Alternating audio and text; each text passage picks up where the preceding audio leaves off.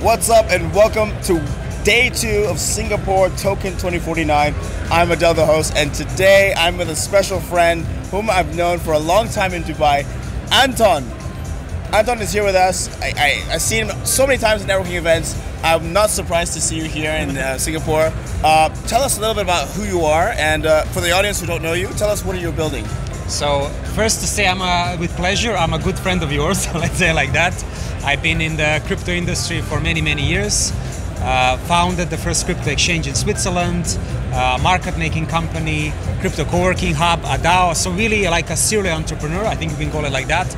And now very proud and happy to say that I moved to Dubai like approximately a year ago, and having really a blast and having a great time with the community that you are so passionately building in Dubai and globally. So, and great to see you in Singapore here. Fantastic. It's good. Like it's quite small. I'm seeing the world's so small. I'm seeing so many people from Dubai in this floor right here.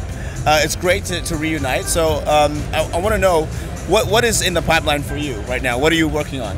So my focus actually for the current market cycle, among other things, is actually real world assets, tokenization. Right. I think this is something that everybody has been talking about for quite a few years. Right. Some with maybe a bit more success or less success, but I really feel this is the time when this is going to take off, especially in the light of the world's biggest players entering into this space. For instance, BlackRock tokenized US government bonds, put those assets on the blockchain. Today you can even invest in US government bonds through the BlackRock built token.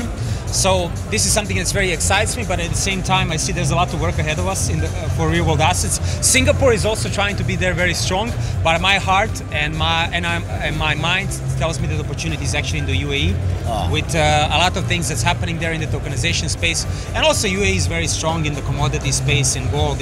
I think this could be a big opportunity for the whole country, and hopefully I contribute my small part to that. It's interesting. There's some overlapping and dynamics between Singapore and Dubai. Obviously, taxes is one of them. But yeah, it looks like the ecosystem, I think, of course, headquartered in Singapore, it's much bigger here. Yes. But Dubai has, I think, in my personal opinion, has more events on a weekly basis, even in the summer. Yes. Right? That's one of the unique things I really appreciate. So moving on into 2025, 2026 and onwards, what do you think are going to be some new buzzwords? We heard RWA already. A new buzzword this year was DePIN. Yes. Decentralized infrastructure. What do you predict will be the next one? Yes, so one funny thing about narratives and hypes is actually that they usually start off, but they're building the technology for the 5 years after, So when you ask me what's going to be the hype, in the next cycle, we'll kind of have to look back and say, what did we build in the last couple of years that now has the opportunity to take off? Look, I think I'll give you one example. I think that in the next 5 years, every crypto project will be a DAO. So a decentralized autonomous organization where the token holders are a part of the governance process. They manage the project, direct it, to a certain extent. And we all will do that through the blockchain technology and smart contracts. So I think to make a strong statement, in 5 to 10 years, every single crypto project will be a DAO. Every single one. And AI? AI, hopefully AI, but I think for us, I can say myself personally, I think many are still wondering, how am I going to use AI as an individual on one side, and how is going to that impact my job? In a sense, am I going to use it to become more efficient, or I'm going to lose my job because of AI?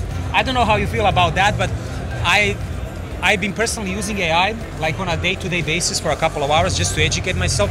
I see it as a big enabler, but seeing the things that generative AI produces, I'm also fearful for a lot of jobs, to be honest. To be honest, actually, yeah. That is a very good point.